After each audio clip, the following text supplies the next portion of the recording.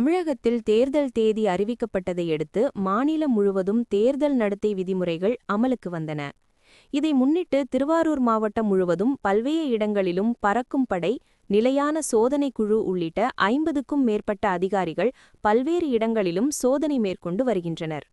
அதன்படி திருவாரூர் மாவட்டம் முழுவதும் 36 தேர்தல் நிலையான கண்காணிப்பு குழுக்கள் சோதனையில் ஈடுபட்டு வரும் நிலையில், இன்று மதியம் திருவாரூர் மாவட்டம் கோமல் பகுதியில் தேர்தல் நிலையான கண்காணிப்பு குழு அதிகாரிகள் கூட்டுறவு சார் பதிவாளர் கார்த்திபன் தலைமையில் சோதனையில் ஈடுபட்டிருந்தனர்.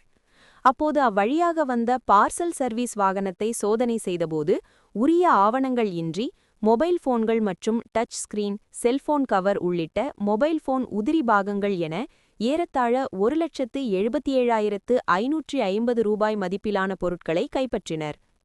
இதனை தேர்தல் நிலையான கண்காணிப்பு குழு அதிகாரிகள் திருவாரூர் உதவி தேர்தல் நடத்தும் அலுவலரும் வருவாய் கோட்டாட்சியரின் நேர்முக உதவியாளருமான ராமச்சந்திரனிடம் ஒப்படைத்தனர்.